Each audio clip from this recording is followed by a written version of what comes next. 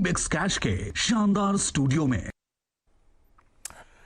हाय, good afternoon. सास बहू और सेंसेक्स के आज के इस एपिसोड में आप सबका स्वागत है।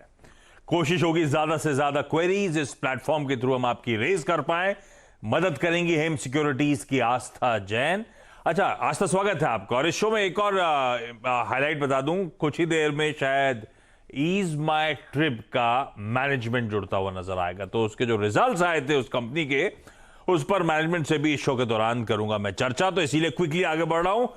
आपकी स्क्रीन पर toll free number, WhatsApp number play out होते हुए नजर आएंगे। रीच आउट करिएगा हमको। आज का शो नहीं, लेकिन आने वाले सब्सिक्वेंट शोज में कोशिश करूंगा आपकी ज्यादा से ज्यादा क्वेरीज इनकॉर्पोरेट कर पाऊं। लेकिन मार्केट्स पहले, और बढ़िया मोमेंटम भारतीय बाजारों में है इस समय। 1% का उछाल।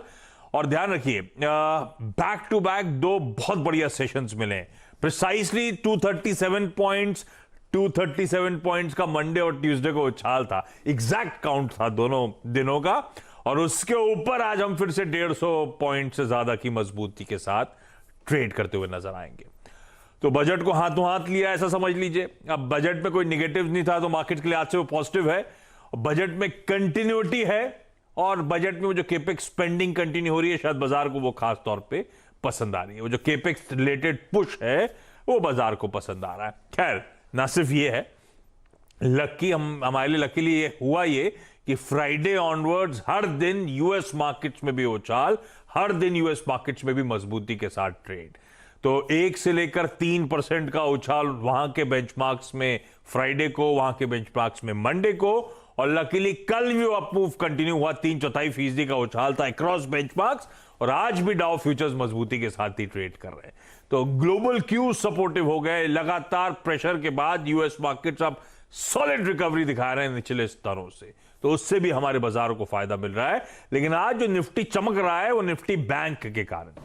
निफ्टी बैंक, जहां निफ्टी 1% का उछाल दिखा रहा है, निफ्टी बैंक 2% की मजबूती। और लार्जली बैंक्स हैं। वैसे कहने के लिए तो चौतरफा खरीदारी है। सारी सेक्टोरल पॉकेट्स ग्रीन में ट्रेड करती हुई नजर आएंगे आपको। मार्केट ब्रेथ स्क्रीन पर आएगा। 3 for 1 से 75 का रेशियो है, यानी कि एक गिरने वाले के सामने 3 स्टॉक्स मजबूती के साथ ट्रेड कर रहे हैं। वो रेशियो भी स्क्यूड है एडवांसेस के फेवर में। पर बैंक्स लाइमलाइट हॉक कर रहे हैं आज के ट्रेडिंग सेशन में। वो निफ्टी का कंट्रीब्यूशन प्लेट स्क्रीन पर लेकर आइएगा तो समझ में आएगा बैंक्स का क्या गजब का कंट्रीब्यूशन है इस समय, इस तेजी में। लेकिन आस्था, कैसा लगा आज? बहुत स्नैपशॉट में बजट कैसा लगा पूछ दूंगा तो गड़बड़ हो जाएगा, शो ही खत्म हो जाएगा। बजट को थम्स अप दे रहे हो आप लोग हिम सिक्योरिटीज में, और मार्केट्स को लेकर आप कॉल क्या है? बजट को बिल्कुल थम्स अप है हमारी तरफ से। बहुत ही अच्छा लग रहा है। मार्केट भी अभी तेजी में लग रहा है। मेरे हिसाब से काफी एक इम्पोर्टेंट रेजिस्टेंस है 17,940 का। तो हो सकता है एक बार निफ्टी हमें वहां तक की एक चाल दिखाता हुआ नजर आए। डाउनसाइड की मैं बात करूं तो 590 काफी इंपॉर्टेंट सपोर्ट के तौर पे निकल रहा है। तो मेरे हिसाब से इस रेंज में मार्केट घूमता हुआ नजर आएगा। लेकिन लॉन्ग साइड पे ही पोजीशंस लेनी चाहिए, क्योंकि मार्केट में मुझे लगता है एक बार 917-900 तक की रैली और आनी चाहिए निफ्टी में आने वाले दिनों की बात करें। हो भाई साहब, तो ये है बजट के लिए थम्स अप। और आज तक हेम सिक्योरिटीज ही नहीं, बाकी सारी ब्रोकरेजेस, बाकी सारे बाजार के स्टैलवर्ड्स भी थम्स अप ही देते हुए नजर आए इस बजट को। तो मतलब ऐसा कुछ कंप्लेंट करने वाला नहीं है। और रिलीफ है फिर बाजार के लिए जो हल्का होकर अप्रोच कर रहा था इस बजट को। अच्छा, मैं सवाल जवाब के सिलसिले की शुरुआत करूं। अच्छा, एक बार जो जो जुड़े हैं दिखा देना चाहिए, ऐसे तो इंतजार होता रहेगा। आज हमें पटना जाना है, गाजियाबाद जाना है, उदयपुर जाना है। सबसे चर्चा करूंगा, सब स्क्रीन पे नजर आएंगे। लेकिन पहले जा रहा हूं इजी ट्रिप प्लानर्स के होल्ड टाइम डायरेक्टर प्रशांत पिट्टी साहब आपको आपकी स्क्रीन पे नजर आएंगे। रिजल्ट्स आए थे कंपनी के और रिजल्ट्स पे बातचीत करने। पिट्टी साहब, स्वागत है आपका। फाइनेंशियल स्क्रीन पर आएंगे Q3 के। सॉलिड मोमेंटम पकड़ा साल दर साल। 90% रेवेन्यूज में उछाल, इबिटा में 91% का जंप देखने को मिला है। बाकी डिटेल्स में नहीं जा रहा हूं, सब स्क्रीन पर आती रहेंगी। पिट्टी साहब, वाकई स्ट्रॉन्ग परफॉर्मेंस Q3 में, पर कुछ काफी हद तक तो एक फेवरेबल बेस का फायदा मिला होगा जो इस तरह का 90% का उछाल है, या there is more to it? Basically जब से हम लिस्ट हुए हैं, हम 4 फाइनेंशियल रिजल्ट्स निकाल चुके हैं। ये चौथा था। हमने Q4 FY21 का किया था, Q1, Q2 और ये Q3 का है। तो चारों के रिजल्ट्स आप देखेंगे तो हमारी कंपनी एक ग्रोथ स्टेज की कंपनी है, ग्रोथ होती जा रही है। और पुट टुगेदर हमने इन 4 रिजल्ट्स के अंदर अगर पैट देखेंगे तो 110 करोड़ का पैट बना लिया होगा हमने जब से हम लिस्ट हुए हैं। तो कंपनी ने जो इस बार जीबीआर किया है, हमने 1290 करोड़ का टोटल ग्रॉस बुकिंग रेवेन्यू किया है इस क्वार्टर में। ये मोस्ट लाइकली हमारा highest ever gross booking revenue है इस कंपनी का इन द लास्ट 13 ईयर्स। तो हम प्री पेंडेमिक नंबर को भी काफी हद तक क्रॉस कर चुके हैं, और इसका एक रीजन ये है कि कंपनी की ग्रोथ बहुत अच्छी हो रही है। Even before the IPO listing से पहले भी हमारी कंपनी की almost 47% year on year growth हो रही थी। तो इस वजह से जहां हमारे सारे कॉम्पिटिटर्स प्री पेंडेमिक नंबर्स पे हैं, हम प्री पेंडेमिक नंबर को भी क्रॉस कर चुके हैं। अरे वाह, ये तो रीजन है जिस वजह से कंपनी के नंबर्स, कंपनी का जो पैट इस बार आया है वो लगभग 40 करोड़ का है। तो आपने 110 करोड़ रुपए का मुनाफा बना दिया जब से लिस्ट हुए, तो शेयर बाजार ने भी तो आपको 6,500 करोड़ का वैल्यूएशन दे दिया जब से लिस्ट होने के बाद। अच्छा पिट्टी साहब, ये Q3 की कहानी अलग, बेस का इंपैक्ट होगा, अच्छी ग्रोथ उसके कारण पकड़ी हुई होगी, लेकिन ये Q3 खत्म होते होते और ये Q4 जिसमें हम खड़े हैं उसके आगाज होते होते वो ओमाइक्रॉन का बड़ा सिग्निफिकेंट कंसर्न सामने आया था। ये ओमाइक्रॉन का दरअसल इंपैक्ट क्या रहा बुकिंग्स पे, ट्रैवल पर, या इवन कैंसिलेशंस पर? बेसिकली ये तो बिल्कुल जग जाहिर है कि ओमिक्रॉन का फर्क आया है। ये थर्ड वेव है जिसे हम गुजर रहे हैं। अब तो थर्ड वेव की एंडिंग आ रही है, बट बहरहाल मेरे हिसाब से इस बार हमारी कंट्री, हमारे लोग मच बेटर प्रिपेयर्ड थे कंपेयर टू क्वार्टर वेव 1 और वेव 2 से। तो इस बार हमें इफेक्ट बहुत कम देखने को मिला है बुकिंग के ऊपर, और ये इफेक्ट बहुत जल्दी टेपर ऑफ भी हो रहा है। जैसे कि लास्ट कपल ऑफ वीक से बुकिंग्स काफी तेजी से बढ़ती जा रही हैं, तो जिससे जाहिर हो रहा है कि people are moving off from this wave. ये वेव खत्म होने की कगार पे है, और जितना इंपैक्ट हमें कोविड वेव 1 और कोविड वेव 2 में आया था उसका बहुत नेग्लिजिबल इफेक्ट था इस पर्टिकुलर वेव के अंदर। हाँ, नेग्लिजिबल इंपैक्ट होगा, लेकिन हाँ फ्लाइट्स में ऑक्यूपेंसीज के आंकड़े आए थे, थोड़े से रिड्यूस हो रहे थे, तो आई एम एज्यूमिंग थोड़ा बहुत तो असर पड़ा होगा। लेकिन आपको पिट्टी साहब, आजकल आपका एडवर्टीजमेंट छाया हुआ है, get full refund on your cancelled ticket, अब उड़ चल बेफिक्र। ओमिक्रॉन में इसका असर पड़ा क्या, या कंडीशन, या धीरे से बोलो किसी को सुनाई ना दे, तो कंडीशन ऐसी सख्त है कि फायदा मिलता नहीं किसी को? नहीं, ऐसा नहीं है। हमने बेसिकली सेकंड वेव के दौरान हमने ये स्कीम निकाली थी कि ईज़मा ट्रिप से अगर आप टिकट बुक करेंगे और किसी भी हेल्थ रीजन से अगर आपको टिकट कैंसिल करनी पड़ती है तो हम फुल रिफंड देंगे, इंक्लूडिंग जो एयरलाइंस ने पैसा डिडक्ट किया है हम वो पैसा भी देंगे। और ये जो स्कीम है ये फ्री ऑफ कॉस्ट है, हम इसके लिए कोई एक्स्ट्रा चार्ज नहीं करें कस्टमर को। बस आपको ईज़मा ट्रिप से टिकट बुक करनी है, आपको एक डॉक्टर का प्रिस्क्रिप्शन अपलोड करना है हमारी वेबसाइट पे कि इस वजह से मैं ट्रैवल नहीं कर पाया, तो हम फुल रिफंड वापस दे रहे हैं कस्टमर्स को। और डेली बेसिस पे अच्छे खासे रिफंड जा भी रहे हैं कस्टमर्स को, जो भी डॉक्टर्स प्रिस्क्रिप्शन अपलोड कर रहे हैं डेली बेसिस पे अच्छे खासे रिफंड जा रहे हैं। तो ये हमने स्कीम इसलिए लॉन्च की थी, ये फीचर हमने इसलिए लॉन्च किया था कि हमें पता था कि लोगों को एक थोड़ा सा डर होगा कि अगर मैं क्वारंटाइन हो गया तो क्या होगा, मेरे घर में किसी को कोविड हो गया तो क्या होगा, इसलिए लोग एडवांस बुकिंग शायद नहीं बना पा रहे थे। तो हमने we were the first ones to launch this scheme and it is very well recepted by the market. नहीं, इंटरेस्टिंग थी, पर क्या हमेशा ऐसा कैच रहता है तो सब डरे रहते हैं, तो ठीक है आपने क्लियर कर दिया। अच्छा, फिर जब हालात सुधर रहे हैं तो डिस्काउंटिंग को लेकर Q3 Q4 की पिक्चर कैसी एमिनेट हो रही है? डिस्काउंट्स क्या मार्केट प्लेस में वाकई अब वापस रिड्यूस होने लगे, ओमाइक्रॉन में फिर बढ़ गए? प्लस मेरे पास समय कम है तो इसी पे क्लब कर देता हूं, 2 एक्विजिशंस आपने कर डाले, एक ट्राइवेट का, एक वो योलो बस का।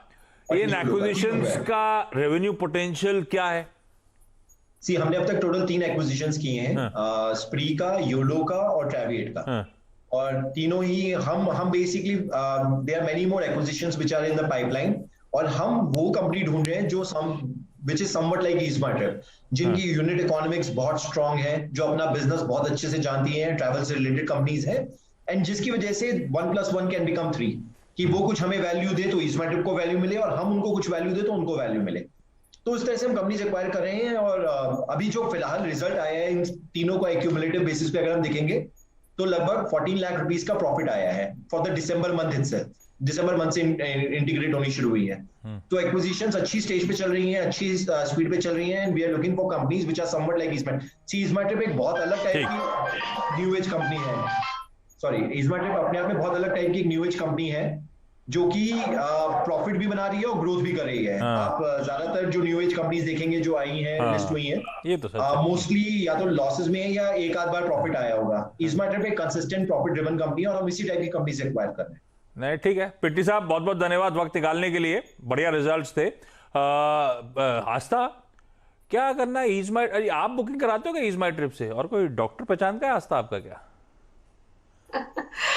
बुकिंग तो मैं ईज़मार्ट ट्रिप से भी कराती हूँ और कभी कभार दूसरी वेबसाइट से भी हो जाता है। बाकी मेरे हिसाब से तो ये ओमाइक्रॉन के चलते जो प्रॉब्लम्स थी, मेरे को लगता है Q4 में काफी फेड होती भी नजर आएंगी, प्लस वेकेशन सीजन भी रहता है, तो मेरे हिसाब से ये स्टॉक आगे जाते हुए अच्छा परफॉर्म करता हुआ नजर आएगा। आस्था ने लेकिन जवाब नहीं दिया, कोई डॉक्टर पहचान का है नहीं है, शेयर नहीं कर रही वो नंबर, लेकिन ठीक है स्टॉक बढ़िया है, 2-2.5% की मजबूती के साथ आज भी कामकाज करता हुआ आपको नजर आएगा। फ्लोर खोल रहा हूं पिट्टी साहब आपका धन्यवाद।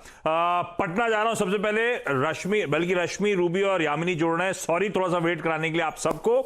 रश्मि मैम हाय, गुड आफ्टरनून। रश्मि मैम क्या करते हो आप, कब से शेयर बाजार से जुड़े हो, कैसी जर्नी चल रही है इक्विटी मार्केट्स की? सर मैं हाउसवाइफ हूँ और स्टॉक मार्केट से 2020 के बाद जुड़ी हूँ। हाँ, 2020 के बाद। फादर इन लॉ काफी टाइम से एक्टिव थे, बस उनको देख के थोड़ा सा मोटिवेशन आया। हाँ, अरे वाह, तो अब आप फादर इन लॉ के साथ मिलके कर रहे हो या अपना इंडिपेंडेंटली कॉल लेते हो, ट्रेड करते हो, इन्वेस्ट करते हो? नहीं, इंडिपेंडेंटली लेती हूँ, थोड़ा बहुत डिस्कशन हो जाता है, जहाँ सजेशन की जरूरत पड़ती है पूछ लेती हूँ। ठीक बात, तो अभी दिक्कत कहाँ आ रही है रश्मि मैम, क्या सवाल है आस्था के लिए? सर मैंने टाटा स्टील खरीदा था 1315 के रेट पे, 56.80 है, और सेल ले रखा है 109 के रेट पे, तो बस इसी दोनों पे सर आपका ओपिनियन। ये रश्मि मैम क्यों लिया हुआ था ये दोनों? ये मोमेंटम को चेस कर रहे थे हम लोग या लॉन्ग टर्म के लिए पोर्टफोलियो में इंक्लूड किया गया है? सर लॉन्ग टर्म के लिए लिया था। और सेल तो लॉन्ग टर्म के लिए नहीं लिया था, शॉर्ट टर्म्स के लिए लिया था, बट उसके बाद से इसमें डाउनफॉल आना स्टार्ट हुआ जिस दिन मैंने लिया उसके बाद से। हाँ ये तो ठीक है, ये तो हम रिटेल जब भी घुसता है हमें सबकी एक ही कहानी है, लेकिन क्या करना है भाई? टाटा स्टील सेल, आस्था मेटल्स में बहुत सीरियस री-रेटिंग, उसके बाद साइडवेज मूव, कुछ कंसोलिडेशन में चला गया है, क्या करना है टाटा स्टील और सेल में? टाटा स्टील की बात करें तो देखिए आशीष, आपको भी खबर है कि ये जो नीलांचल इस्पात का एक्विजिशन हुआ है, जो इसकी सब्सिडियरी ने किया है, जो इसकी सब्सिडियरी ने किया है, उसकी वजह से कंपनी की स्टॉक प्राइसेस में हमें एक डेंट देखने को मिल रहा है, क्योंकि ये माना जा रहा है कि वापस से कंपनी के डेट बढ़ेंगे। बड़ी मुश्किल से तो इन्होंने बैलेंस शीट को रिपेयर किया था, तो मार्केट उसको एकदम पॉजिटिव हाथों से नहीं ले रहा है और उसी वजह से हम एक डाउनफॉल देख रहे हैं। लॉन्ग टर्म के लिए ये स्टॉक अच्छा लगता है, लेकिन ऐसा हो सकता है कि थोड़ा सा शॉर्ट टू मीडियम टर्म में थोड़ा सा यहाँ पे एक नर्वसनेस देखने को मिले। तो मैम आप लॉन्ग टर्म का अगर व्यू रखते हैं तो बिल्कुल होल्ड रखना है, पर एक स्टॉप लॉस जरूर लगा लें 1050 का। थोड़ा सा बड़ा स्टॉप लॉस है क्योंकि मैं लॉन्ग टर्म के लिए रखने को बोल रही हूँ, तो 1050 के स्टॉप लॉस के साथ अपनी पोजीशंस को कैरी करें।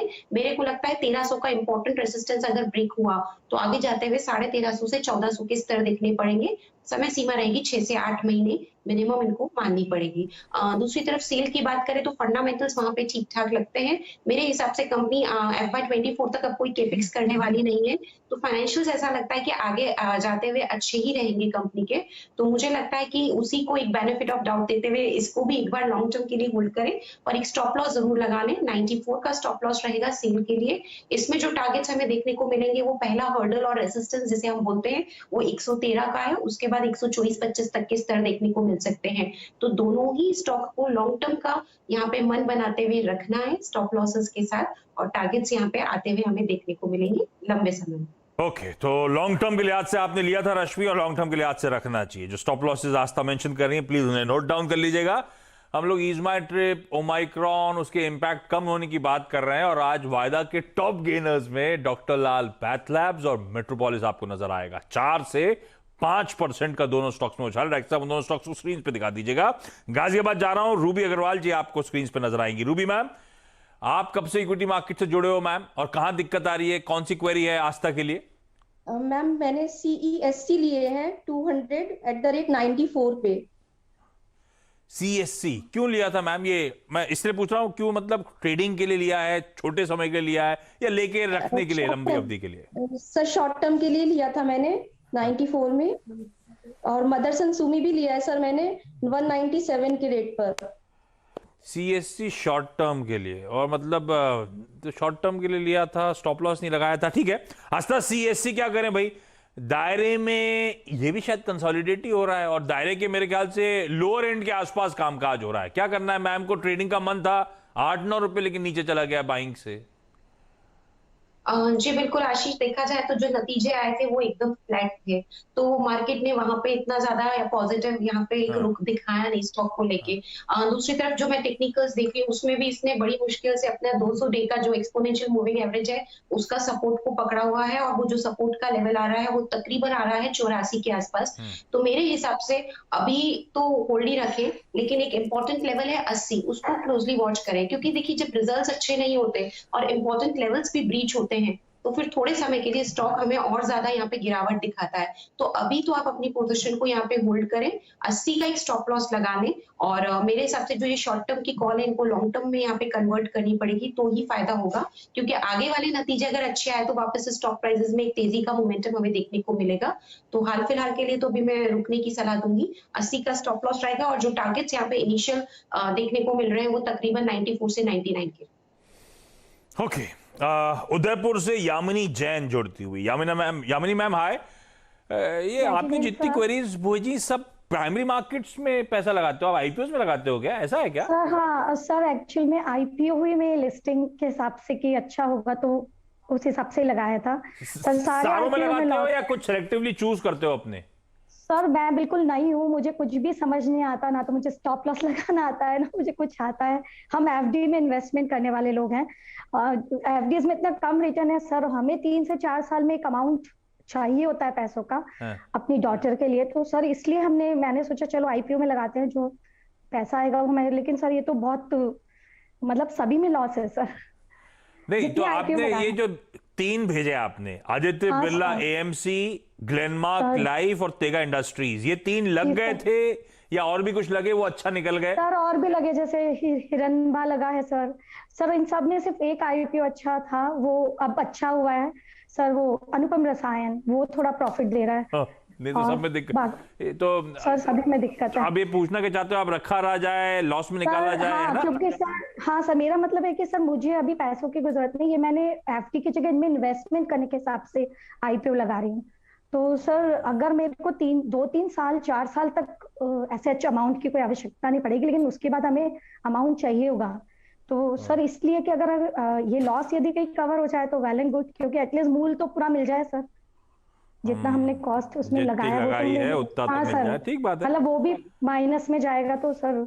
और टेगा में सर हमें प्रॉफिट था, लेकिन आप सबने इतना बोला कि बहुत अच्छी कंपनी है लॉन्ग टर्म के हिसाब से, तो हमने उसको मतलब उसमें से कुछ 15 शेयर बेच के 10-10.5 हजार रुपए तो निकाल लिए थे, और बाकी हमने 18 शेयर छोड़ दिए थे, पर वो तो लगातार ही गिरे सर। कल में तो वो 497 रुपीज पर बंद हुआ है टेगा। नहीं टेगा तो 520 दिखा रहा है सर, वो आज हुआ होगा क्योंकि आज सुबह से मैंने मार्केट के, सर मैं हाउस वाइफ हूँ तो मुझे इतना टाइम नहीं मिलता है। नहीं ठीक है, बिल्कुल ठीक है, समझ गया मैं सॉरी। अब आस्था भाई, हम रिटेल जिस आईपीओ में घुसता है वही दिक्कत आती है, बाकी तो मिलता ही नहीं हम लोग को जो मल्टी बैगर बन जाते हैं। मिल गया आदित्य बिरला एएमसी, 712 लगाया था, 525 पे खड़ा है। ग्लेनमार्क लाइफ मिल गया, 720 पे मिला, 570 575 पे खड़ा है। तेगा जो है वो फिर भी ठीक कर रहा है, 450 का 525 पे खड़ा हुआ है। क्या करें? ये जो 2 लॉस में खासतौर पे उनका बताइए, और तेगा यहाँ पे प्रॉफिट बुक करना है या नहीं करना ये भी बता दीजिएगा। देखिए सबसे पहले ग्लेनमार्क लाइफ साइंस की बात करें, कंपनी जब आईपीओ लेके आई थी कोई प्रॉब्लम नहीं थी, फाइनेंशियल्स तो काफी मजबूत थे, पर आशीष मुझे ऐसा लगता है कि जब ये सब्सक्राइब हुआ था तब म्यूचुअल फंड्स की तरफ से काफी कम इंटरेस्ट था, और इसी वजह से हमने प्राइजेस में उछाल नहीं देखा, क्योंकि जो एफआईआईज आते हैं वो ज्यादातर लॉन्ग टर्म के लिए रखते हैं, पर स्टिल ये कंटिन्यूसली फॉल दिखा रहा है। तो अभी जिस जंक्चर पे मैम खड़े हैं उनको एक ही सलाह दूंगी कि रिजल्ट्स का एक बार वेट कर लें, क्योंकि जब हमने इतनी गिरावट तो देख ली है तो एक बार रिजल्ट्स तक रुकने में कोई नुकसान नहीं है। अगर मैं ग्लेनमार्क की बात करूं तो मेरे हिसाब से 8 फरवरी को इनके रिजल्ट आएंगे, उसके बाद अगर रिजल्ट्स थोड़े से भी अच्छे आए तो मेरे हिसाब से वापस एक मूवमेंट ऊपर की तरफ आएगा और ये लॉस इनको कम होगा। लेकिन तब तक एक चीज और ध्यान रखें, इसमें एक स्टॉप लॉस जरूर बना के रखें 495 का, ये इसका लोवेस्ट प्राइस है अब तक का, लेकिन वहां से एक रिकवरी दिखा रहा है। 495 के नीचे अगर बंद होता है तो एक बार फिर लॉस बुक कर लें। घबराइए नहीं, दूसरे स्टॉक्स काफी अच्छे लगते हैं। एक स्टॉक मैं रेकमेंड करना चाहूंगी ग्रेविटा, वो तो बहुत अच्छा लग रहा है, वहां पे एक अपना इन्वेस्टमेंट कर दे। नहीं तो लॉन्ग टर्म के लिए एल&टी भी बहुत बढ़िया है, बजट भी अच्छा है, तो वहां पे भी एक बढ़िया इन्वेस्टमेंट हो सकता है। तो एल&टी में फिर खरीदारी कर ले और जो भी नुकसान होगा उसकी भरपाई एल&टी इनको करके देगा। तो अभी 8 फरवरी तक रुकना है और 495 का स्टॉप लॉस लगाना है, और वो भी कि उसके नीचे बंद हो तो निकलना है, नहीं तो रुकना है। तो ये हो गया ग्लेनमार्क लाइफ साइंस का। दूसरा टेगा में भी मैं अभी सलाह दूंगी कि इसके रिजल्ट्स की डेट नहीं आई है, तो तब तक थोड़ा सा रुक जाए। वैसे भी इनको प्रॉफिट हो रहा है, तो अपनी पोजीशन में यहाँ पे बनाए रखें, क्योंकि आशीष फंडामेंटल्स कहीं पे भी बुरे नहीं है कंपनी के। लेकिन मुझे ऐसा लगता है कि लिक्विडिटी एक तरह से आउटफ्लो ज्यादा हो गया, जिसकी वजह से हम लगातार फॉल देख रहे हैं। तो टीगा इंडस्ट्रीज में भी अभी मैं बने रहने की ही सलाह दूंगी। एक स्टॉप लॉस वहां पे भी लगा लें। तकरीबन स्टॉप लॉस रहेगा 495 का, और उसको भी अभी तो होल्ड करें टीगा इंडस्ट्रीज को। ठीक बात। Rashmi ma'am, Ruby ma'am, Yamini ma'am, आप सबका धन्यवाद जुड़ने के लिए, इस प्लेटफॉर्म पे अपनी क्वेरीज रेज करने के लिए। आस्था, खासतौर पे आपका बढ़िया तरीके से सारी क्वेरीज सॉल्व करने के लिए। क्विकली छोटा सा ब्रेक के उस पार एक क्विक मार्केट चेक।